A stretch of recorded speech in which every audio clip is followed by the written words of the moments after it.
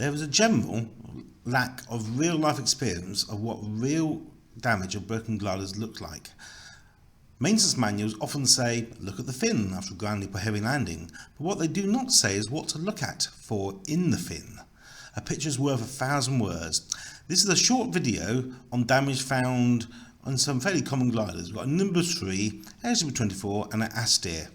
They were all supposedly being flown with this damage on board, which means it was missed in the daily inspection, and at least 2 cases it was probably missed by the sailplane inspectors who are doing the annual maintenance, again because they're probably following the maintenance program that doesn't specifically say go look for really hard to find ground leap heavy landing damage. That wouldn't necessarily be part of a normal annual inspection.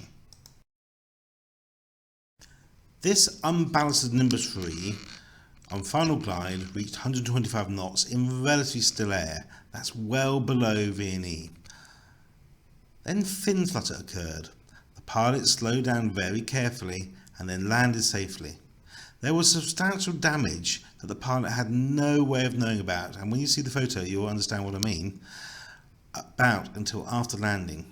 Had he known about the damage, bailing out most likely would have been by far the most preferred option.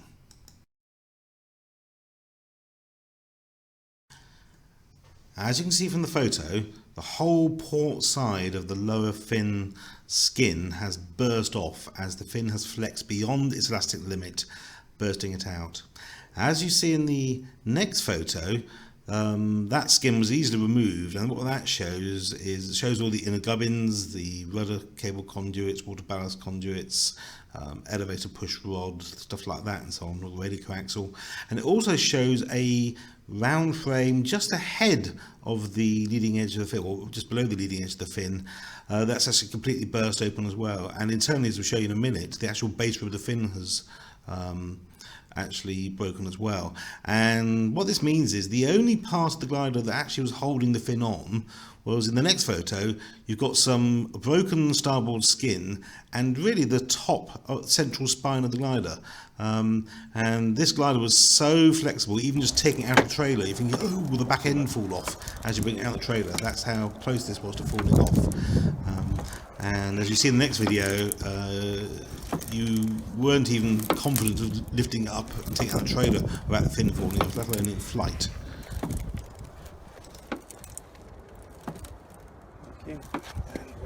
If you look here, Gordon, you know where it should be bonded to. Yep. It's clearly not bulging out. Watching it? Yeah. Yeah, it's bulging out. Thank you. Did you notice in the last video there was a distinct scrunching sound as the fin of the glider was flexed backwards and forwards, or left and right in fact, and that is typical sound you'll hear of any broken composite components when the little filaments in the glass fibre are rubbing against each other, and that's carbon fibre or glass fibre. So if you're ever not sure something's broken, one of the telltale signs is putting your ear to the part or fin or even a wing, and that will tell you, give you a clue, because you'll hear that sound. If your ear hearing isn't so good, I suggest you use a stethoscope. And this particular fin now in this picture is a Nimbus 2 fin. I couldn't find a picture of a Nimbus 3 fin. The Nimbus 3 fins, the only difference really is they're black because they're made of carbon fibre, whereas this is glass fibre, so it's more greenish and so on. And if you look at the fin from the leading edge right to left, at the base rib where the elevator bell crank is, and you can see the radio coaxial coming down, that base rib was unbonded from the skin on this side. And if you look at the next photo, going into it, you'll see I've marked it in red when those parts of the glider were unbonded before flight. And what that meant was they were free to flex off. They were in compression, so the fin could easily be flexed towards you. If you pulled it towards you, it'd come really easily. And if you had the hand hair there, you'd feel a really big bulge. But on the other side of the fin, it's actually stretching the skin. And the flight loads are so great, it actually stretches the skin beyond this elastic limit and completely breaks open, tears open the whole side of the fuselage and breaks the frames, so on. Come at annual inspection on the Nimbus 3, in fact a lot of gliders, there is a access hole, in this case on the starboard side of the fin, where you can take the sticker off and actually you can put your finger in there and actually pull the skin against the rib. and if it comes off, then you've immediately got your answer. It's actually broken. I wouldn't normally do this part of an annual inspection because that hole isn't there for visual inspection. That's purely there for an old airwood directive to replace the push rod. But nowadays, I would always take those off, put a camera inside, and also put my fingers in it and see if it just flexes off or not.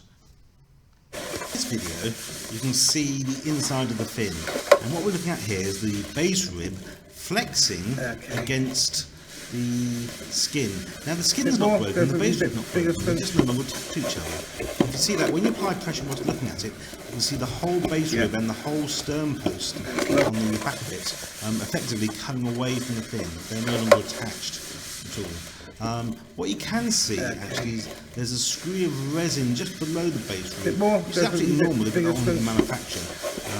And this sort of damage is very hard to find unless you get a visual inspection. You might hear it, you might not. A tap test usually will show this up, but not always. And the damage in this case is very hard to spot. There's no easy way to get inside the fin. You might have got in there with a 5.5mm camera, but even that would have been difficult. Lovely. So what lessons are there to learn here? If you had a Nimbus 3, or any other glider for that matter, how would you find this damage fairly reliably? Well, the simple answer is actually do it when the glider's rigged. Part of any annual inspection is ideally before you'll get the glider in, you'll rig it, you'll check all the control flow, see how much play is in it and stuff like that, and that way when you de-rig it, do the maintenance, you can actually fix problems like too much play in the controls and stuff like that. At the same time, trestle the wings up so the glider's not in the belly dolly, and that way the glider can't rotate in the dolly if it's not in it, and put some pressure either side of the fin, about 10 kilos at the top approximately ish, and have some at the bottom of the fin feeling for bulges, listening with their ear, maybe using a stethoscope for bulges, and at the same time pull off the little stickers and pull the skin away from the base rib just to see if it's stuck. Don't obviously pull it so hard it actually breaks or anything like that, but you're seeing if it's stuck. And when you get it in the workshop, you can actually put a camera inside it and actually have a look properly and so on. But of course a camera won't show unbonding necessarily, because that often only shows when the flexing is actually taking place, because in this fin the actual base rib wasn't broken. Even after the accident the base rib wasn't broken, it's just a case of it wasn't stuck, and a visual inspection not under load wouldn't have actually seen the problem. In the next video we're looking at an Astir that's believed to have grounded green crop. The Astir CS, the Astir CS77 and also the early twin Astirs are notorious for having cast, sandcast I believe actually, aluminium frames that can be shattered quite easily when overloaded. They were perfectly good in flight, no problems there, but heavy landing or grounding can actually break them quite easily. A lot of engineers do not realise how extensively they were used in the Astir series, and that has actually caused in some cases people to miss some damage. In this case, the central tailplane mount, which is cast aluminium, has broken. And then just back off when so the you can see how hinge much line movement is there covered is with on the mylar, tailplane. the damage is not that easy to visually spot. It's only when you actually flex the tailplane, especially with the tape or mylar removed, that you can spot it. Of course, removing tape or mylar, especially mylar, can be quite an expensive task, so people are quite often keen not to do it. But mylar can actually hide a lot of damage, especially on old damage lines. That's it, good. In the next series of pictures and videos, you're going to see an ASW24, and like some of the other gliders, it's got a broken base rib. It was not easy to find this problem. The inspector involved had actually been involved in us making the Labelle video, and through that he always gave his fin a bit of a push at every day when he's doing DI and stuff like that.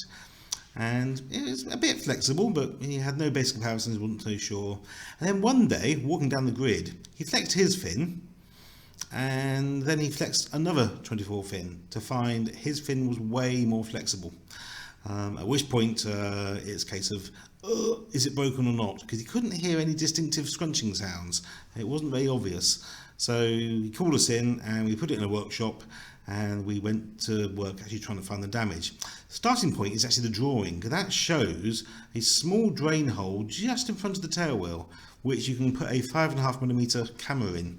Now, we didn't have the drawing, so actually cut a very small hole, 6mm hole, in the tailwheel box, which gave us access to the inside of the fin, and from that we could take photographs of the broken base rib. As you know from, if you watched in the previous videos, a photograph isn't always that useful, if it's broken along a bond line. Rather than the actual composites, but here the photograph shows a very clear broken bit of composites. In the next video you'll notice actually when we flex it you can see the whole rib open up and so on, and then in the next video beyond that you'll notice that the rib itself, when we take the skin off, is absolutely shattered. It's made of wood and glass fibre and foam, and it also does a very important job of holding the elevator bell crank on. So this glider is at very high risk of having fin flutter and elevator flutter all at the same time, and it had been flown to V&E without any problems, which just goes to show that despite this damage, some modern gliders do have quite a bit of tolerance to.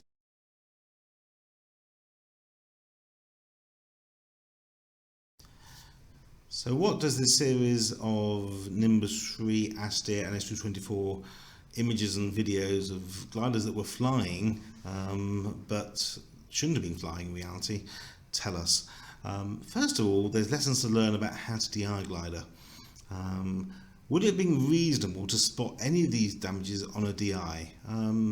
Right, let's look at it in order. First of all, the Nimbus 3. Would I have spotted that on a DI? I suspect probably not. Would I have spotted the Astir damage on the eye? Yes, I would have. And would I have spotted the ASW24 damage? Almost certainly not. The only way I think the Nimbus 3 and 24 damage could have been spotted easily would have been quite simply a calibrated arm. In other words, you go to another glider and compare the flexing of that fin to your fin, which was actually how the damage got found on the ASW24. And if you've seen our previous video, it was also a big factor in finding damage on the label as well. Learn your glider. Go to the BJ compendium, and in there you'll see a lot of things that over the last 40-50 years in some cases have broken. We've listed most of them on there, and you can see what breaks on a fairly regular basis. On the BJ website we have lots of information.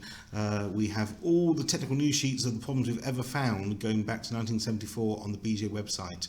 Spend a few evenings, read them. You will learn a lot about commonly found defects. And read the maintenance and flight manuals about the problems that happen. And just remember, all because it's certified doesn't mean to say it actually works. Did you know the engines of turbo gliders only have to do 50 hours of engine running to get certified? But of that 50 hours, a very, very small part, I believe it's about 3 hours, is actually done in flight. So after 3 hours in flight, you're becoming the test pilot of those engines being used. Hence, pylon cracks, propeller cracks at 15, 20 hours, and that sort of thing are very commonplace indeed, and you shouldn't be surprised to find them. So stay vigilant, keep your eyes open, learn your glider, learn its individual problems, and if you do find any problems that are really out of the ordinary, please tell me, Gordon MacDonald at the BGA, and we'd love to include it and then share it with the rest of the world as well. I hope you've enjoyed this video, and happy flying.